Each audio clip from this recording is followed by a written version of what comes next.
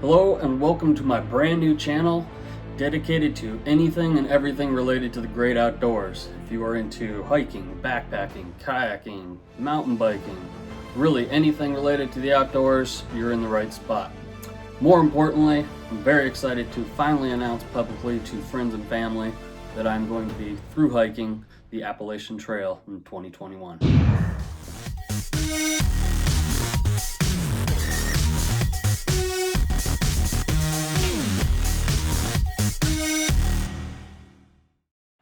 Once again, welcome to the channel, everyone.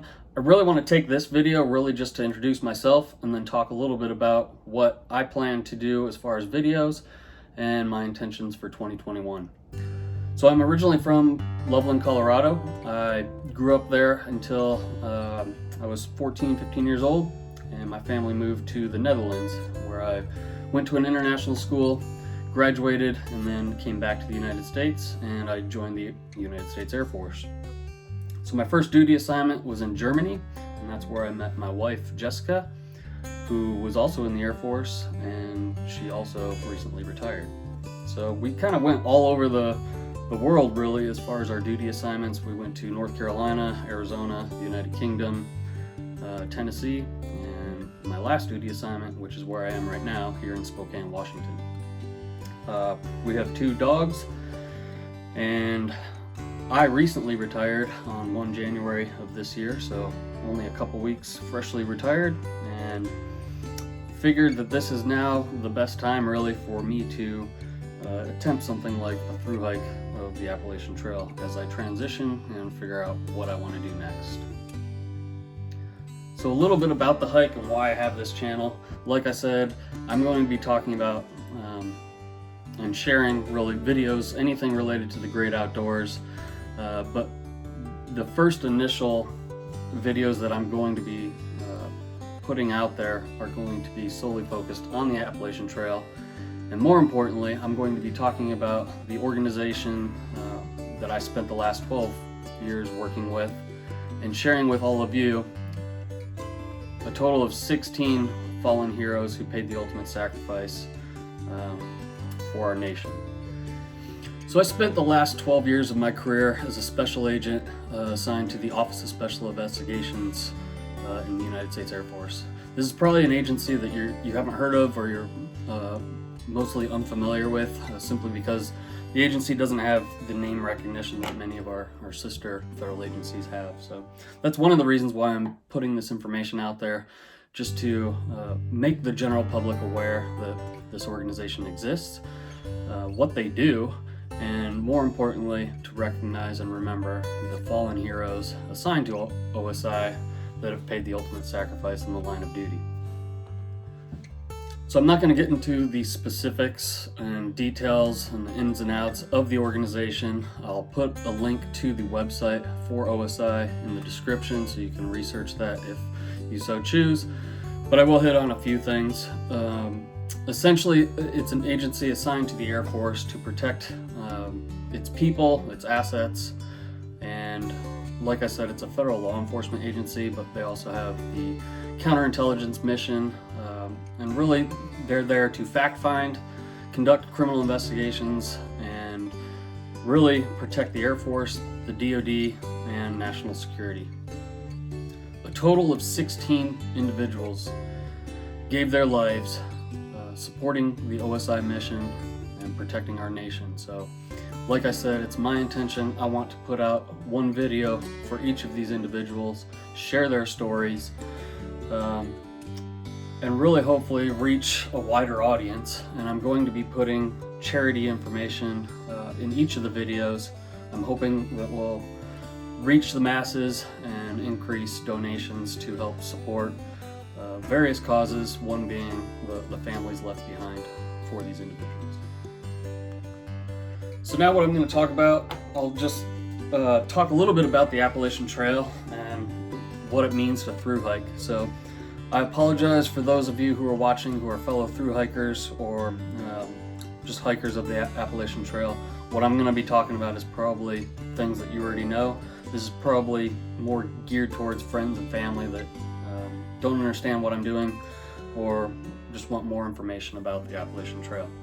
So the Appalachian Trail runs from Georgia all the way up to Maine.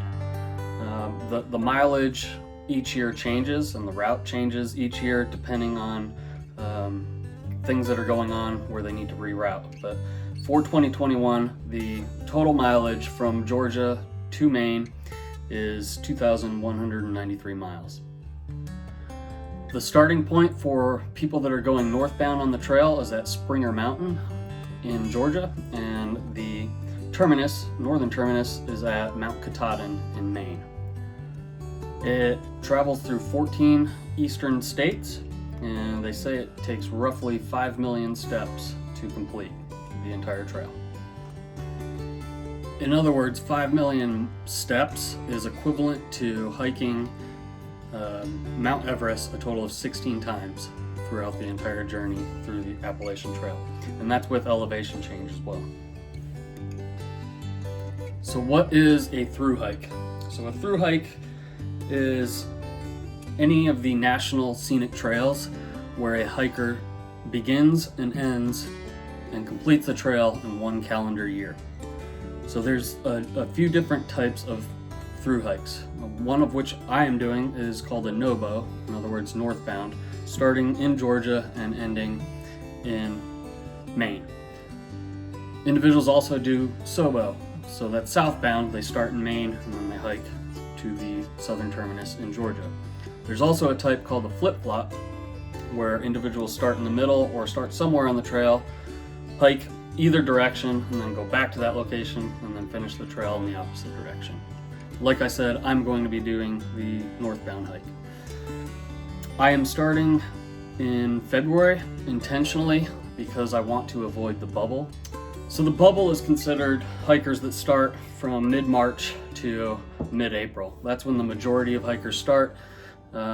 It reduces the amount of gear that you need to bring because you'll have a little bit better weather conditions and whatnot. So, like I said, I am actually starting with my brother, who has agreed to come out and begin the trail with me for 7 days. So I'll have him accompanying me for 7 days, and I'm doing this starting on 21 February to get a little bit ahead of that bubble and kind of create space. It's not only something that I prefer as far as not being around a lot of people, but it's also good for the trail and the environment without having so many large groups in certain spots to camp and whatnot. So just a little bit more information about the trail and through hikers. They estimate it has about an 80% failure rate. There's a wide variety of reasons why people don't finish, whether it be physical, mental, and I'm not going to get into all that. I will talk about what things that I think I need to be concerned about in a later video, but they estimate that the failure rate's around 80%, which is pretty high. Cost, a lot of people wonder how much it costs to do something like this. They estimate to plan for about $1,000 a month. Now that can obviously fluctuate, but most hikers that complete it do it between 5 and 7 months. My goal is to try and finish it at the 5-month mark, but total cost for a through hike is probably somewhere between $5,000 and $7,000 to budget for. So I was originally planning this hike to occur in 2020 when I retired, but my original retirement application was not approved with the military, so I ended up staying a little bit longer and pushing this to 2021. That might be a blessing in disguise. There's an organization called the Appalachian Trail Conservancy who encourage hikers for 2020 to get off the trail and postpone their hikes. A lot of them did that, and some of them did not do that and successfully completed their through hike and probably had a much different experience with less crowds, and probably resupplies were a little bit more challenging due to certain things being shut down.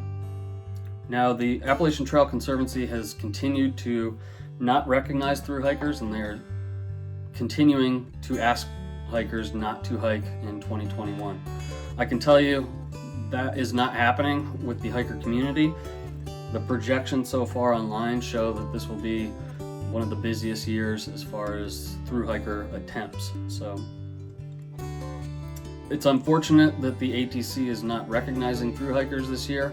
Maybe that will change, but as of right now, even if I complete the trail, in the eyes of the ATC, they are not recognizing it, which is neither here nor there for me. That's not why I'm doing the hike.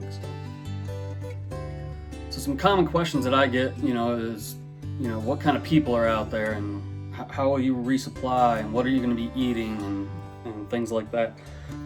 So I can tell you with the Appalachian Trail, from what I gather, it's a very popular trail. It's a very social trail. So if you think that this is going to be an endeavor similar to being placed in Alaska and surviving, it's nothing like that. So there's usually a town along the trail every 3 to 5 miles, and I intend to stop in town every 4 to 7 days to resupply, in addition to receiving some packages from my wife, such as shoes, things like that, when I need to replace them.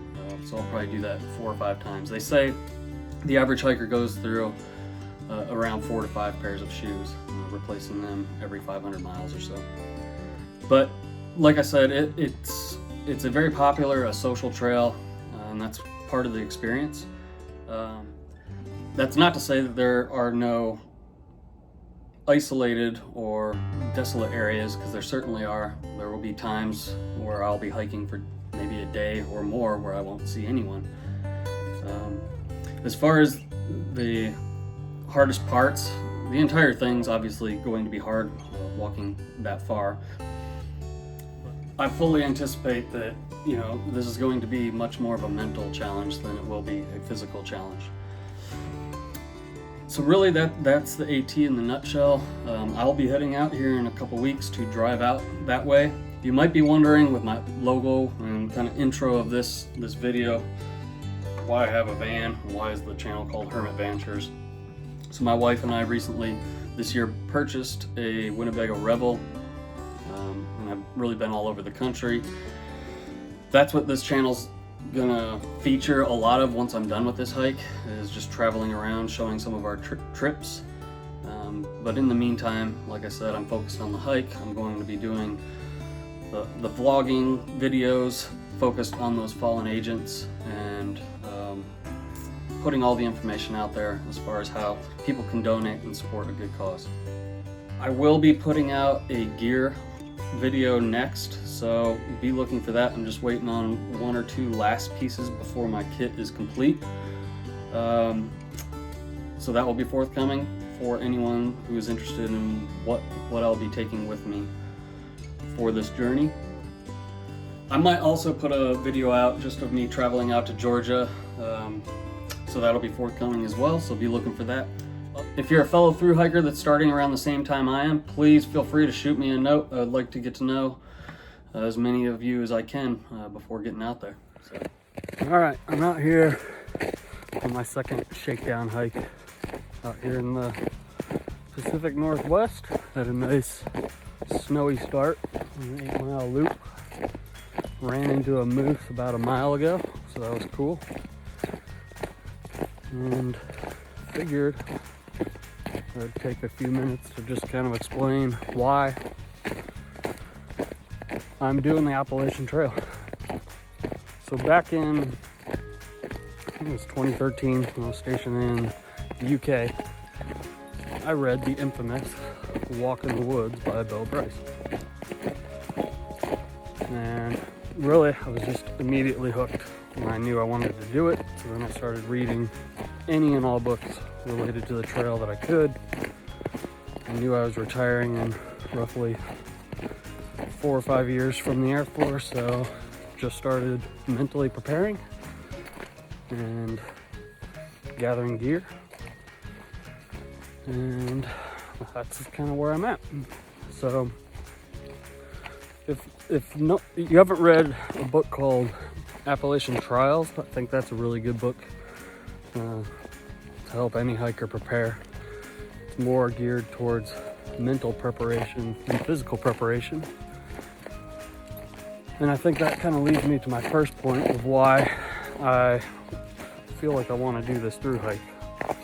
So obviously it's going to be a physical challenge, walking 2,000 192 miles.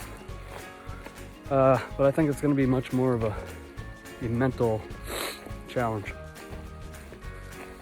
During the latter part of my career in the Air Force, there's that term called resiliency. And honestly, I think it was a term thrown around way too much and kind of lost some of its meaning. But I think the number one reason why I'm doing this is because I want to see, one, if I'm physically able to do it, and two, if I'm mentally able to do it. I think we all have kind of an idea of how physically and mentally strong we are. And I think this is as good as any of a test to see if that's true. So that's number one. Number two, I want the challenge. I think I'm at a perfect time in my life to where I can do it, because it's not easy taking 4 or 6 months off to do something like this. Not everyone has that time. Luckily, I have a wife who has supported me and is allowing me to do this. Another reason, the Appalachian Trail seems like it's a pretty social trail. I don't know if I'm gonna like that or not. I'm not a very social guy, which is part of my reason for starting in February. I did not want to be part of the bubble, but I am hoping to meet some friends. So I think it'll help me learn a lot about myself as far as the social aspect. So that's another reason why I'm doing it. I think that's about it for now. We'll talk again soon. So on the topic of resiliency and just mental strength to get me through this trail, another reason why I'm doing this and why I'm vlogging this is to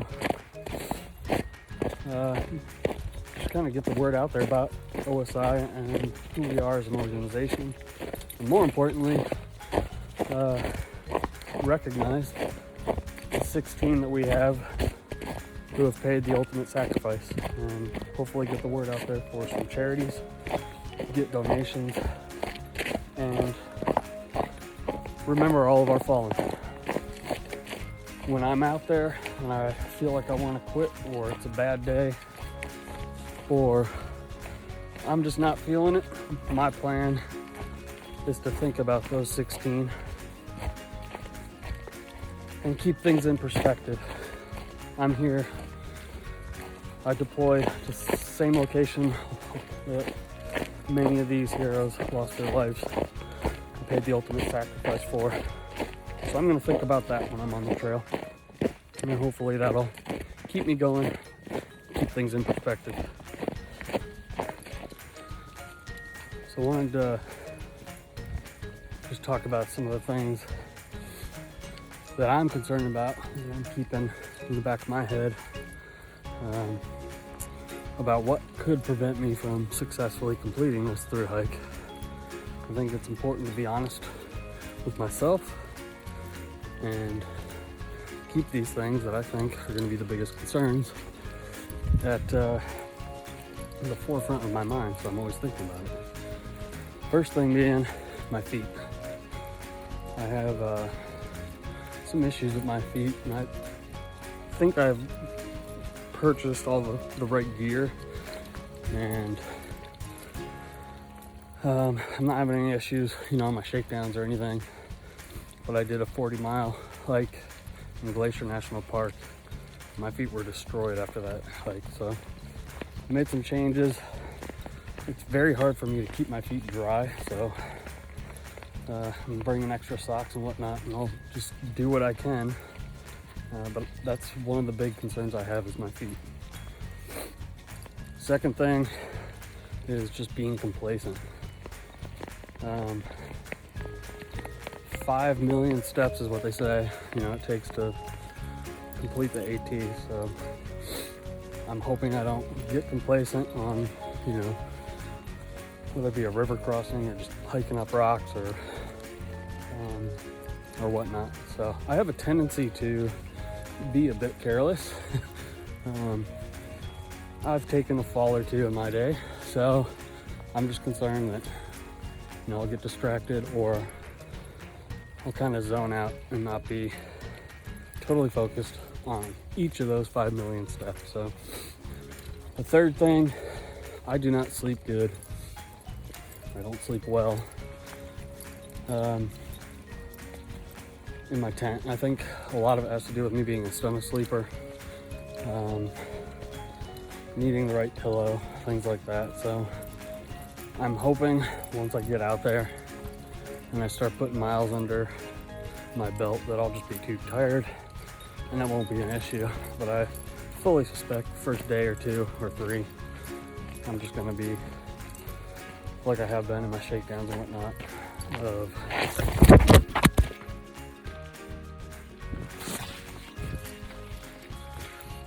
what was I just talking about as far as being complacent? I did that on purpose, just for this video. So, what was I saying? Okay, sleeping.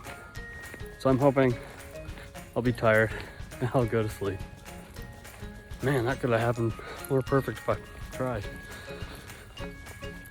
So those are the big 3 that I'll be focused on. And we'll see what happens. And of course, just like everyone else, I'll be concerned about, you know, Lyme disease and ticks and all of the other things that can take you off the trail. But those things are pretty manageable, and there's certain precautions you can take to mitigate those risks. So that's it. Those are the big 3 that I'm going to be focused on when I first start. That was embarrassing. If you can see, I'm carrying my micro spikes. I thought I was out of the ice and snow, but I hit a patch back there, and that's why I took the spill. But what better time than in the video of me talking about the one thing I'm concerned about taking me off the trail is falling. So enjoy. So I'm obviously gonna miss what most people are gonna miss. You know, my wife, the comforts of being at home. My hiking partner here, I wish I could take him with me. He does awesome. Hey, Archer. Hey. You gonna miss me? But I think one of the things that I have as an advantage, and you know, other military members that have deployed and whatnot, we're no stranger to being away from home for prolonged periods. Doesn't mean it's easy, but at least we have that experience. So it'll make it a little easier on us. I'm definitely not going to miss everything going on in the news right now. And just overall tensions between everyone. I'm really hoping I'll get out there.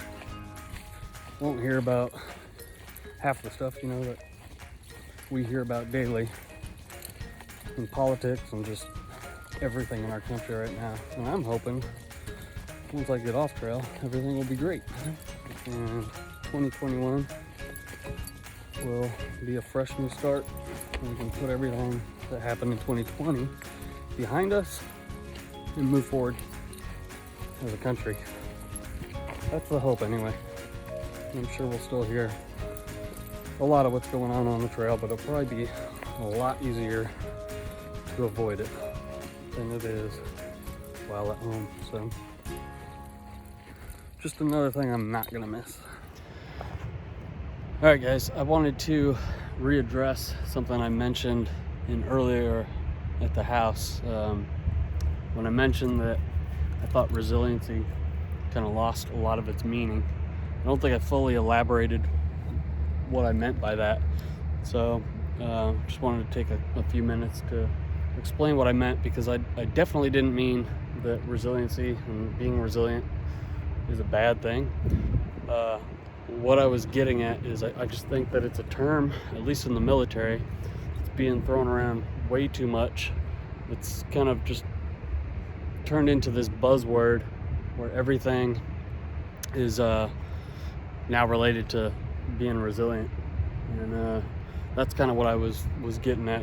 Certain things like, going to lunch with your team, or watching a video, or doing volunteer work, or any of the things that used to be called team building are now being called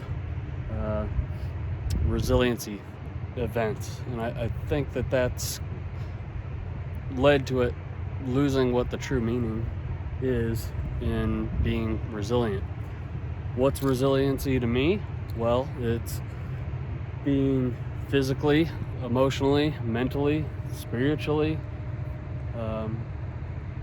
strong enough to get through tough situations.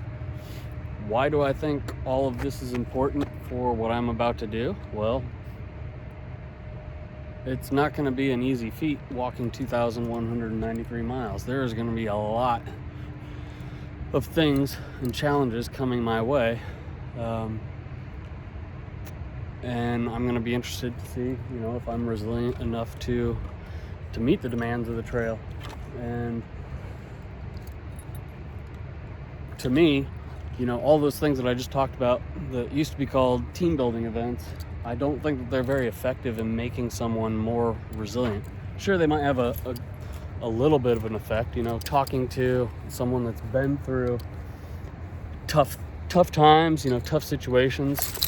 That has, a lot of value added if they've actually been in those types of scenarios. I can't tell you how many times I had someone, try to explain and tell me how to get through things when they hadn't been in those situations themselves. So a lot of it has to do with, credibility and being not just a leader by way of position and rank, but, having that credibility because they've been through situations and whatnot. And there is definitely value added with having those conversations and learning from others.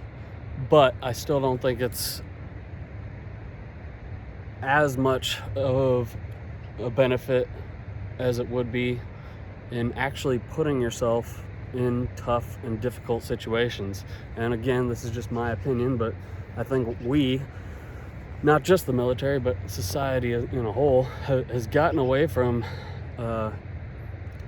teaching, the younger generations that being in tough and challenging environments is a good thing. I can't tell you some of the people that I've had, in my career where they've just never been in a tough situation. They don't know how to get through it. So again, how does this all translate to what I'm about to do? Well, there's team dynamics involved. And again, the whole resiliency aspect of getting through the challenges of what I'm about to do on the trail, it's going to be interesting to see how that plays out. And, hiking the AT, I'm going to be hiking in groups as well. So it's going to be interesting to see how that works with the team dynamics and seeing the formal and informal leaders and working through some of the obstacles, whether it be, weather or food or the next water source or injury, illness, any of those things. I don't know. So I just wanted to give you my 2 cents and elaborate a little bit further on what I meant by the term being resilient and what that actually means to me. The amount of suicides in the Air Force and overall military is quite astounding now. They've been on a rise for quite a while now, and I think we all know that that's directly related to being resilient and having the ability to overcome a lot of these challenges, and when people are feeling down or whatever the case might be. But just again, in my opinion, having a day a month dedicated to being resilient, or having an event dedicated to how you can be resilient by talking about it or having a VTC is not the approach that I think is going to be effective. It's got to be a daily thing. It's got to be, leaders putting the younger folks in difficult situations, talking about difficult situations they've been in, and just overall teaching people that overcoming and adapting when adversity comes their way is possible. You want to learn from someone credible or people that are credible, check out David Goggins or Jocko Willink. These guys man, they'll motivate and inspire, and they'll get you thinking that anything's possible. I'll tell you, what I'm about to do is nothing compared to what these guys do pretty much every day. So I know this topic's probably a little bit more geared towards my military brothers and sisters, but really it's lessons that all of us can learn and can definitely be incorporated on something like a through hike. I don't know, it just seems like nowadays it's frowned upon to put someone or put yourself into an adverse environment when you can just take the easy route. But I think there's something to be said about taking the harder route and even failing. That can be a good thing because we can all learn from it, and that makes you more resilient. So I apologize to friends and family for the story that I'm about to tell, because I know you all know it, but I think it's directly related to this topic. And that's the backpacking trip that I mentioned earlier about going to Glacier National Park. This was really my first trip, and I picked a hell of a one to start out, especially solo. But five miles into my hike, and it was a 4-day trip, but 5 miles in, I'm going around a curve, and I run right into what I thought was a grizzly bear, but it ended up just being a big cinnamon brown black bear. It was enormous, and if you've never been to Glacier in the summer, the trails are just overgrown, and you're walking and stuff up to your shoulders, and you can't see 5-10 feet in front of you. The bear didn't do what I thought it was gonna do, what they tell you to do, make noise and everything, and watch them run off. It just sat there and looked at me, and I pulled my bear spray and was just contemplating what to do. Long story short, ended up backing up when it turned its head, and it ended up continuing down the trail. But I think that was definitely a life-changing event for me. It made me learn a lot about myself. Fast forward 14 miles later, on that same day, I get up to set up camp, put my rainfly on my tent, and one of the poles goes right through the rainfly. So just everything was going terrible for this trip. I mean, don't get me wrong, it was an awesome trip, but another day hit weather that was just absolutely horrendous. I was caught underneath this overhang, and this system was just slamming against this mountain. And I would say probably 20 feet from me, a huge boulder came crashing down. I thought it was like an explosion. It was so loud. But I'm highlighting all of these things because, once again, it would have been very easy to just turn around and say, screw this.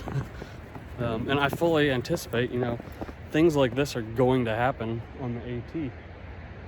And this is kind of what I'm getting at when I say there's no substitute for experience. So being in those situations, in my experience, in my opinion, that's the thing that makes people more resilient. And I think if we do that to ourselves and place ourselves in these situations more, we'll all be more resilient in the end. So one thing I failed to mention back at the house doing the videos in the clip on why I'm doing this and why I'm highlighting OSI.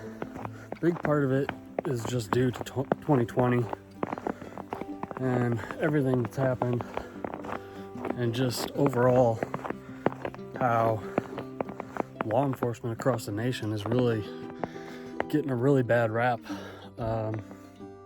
Some of it, rightfully so, and some things need to change in policing. I think we can all agree on that, but I think in large, the public is just really misinformed on the sacrifices and just the day-to-day things that law enforcement does. So, I don't know, I just wanted to mention that I feel like this is something I can do to further highlight OSI. And we have our bad apples just like anyone else, but for the most part, there's incredible things that really good people do every day to help keep you and me and the entire country safe. So I just wanted to mention that that's another reason why I'm focusing these videos on that. Again, to help educate and raise awareness and just highlight all the good things that law enforcement does as well. So I'm just out here on another shakedown, and I was thinking to myself about this first video and how stoic and boring I am. So I apologize for that. This vlogging and video and YouTube is all very new to me. I should have started the video by explaining I have no idea what I'm doing, but it's a learning process, and I'm hoping future videos will be a little bit more comfortable being out in the middle of nowhere like this and talking to a camera. It's just weird to me. If all else fails, I can just keep falling, and maybe that can be your entertainment. I'm sure there'll be many more to come.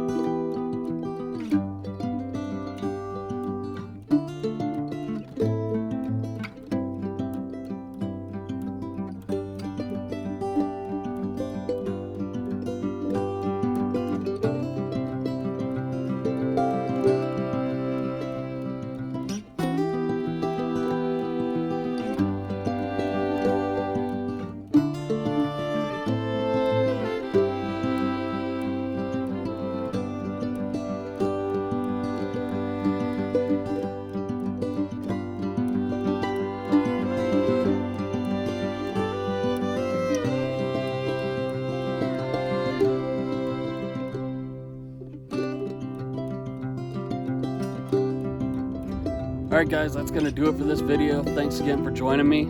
I'm going to be putting out another short video that's all about the charity that I'm asking everyone to support, and all the details if you choose to do that. So thanks again for joining me on this channel. Be looking for the video. Happy trails, and I'll catch you in the next one.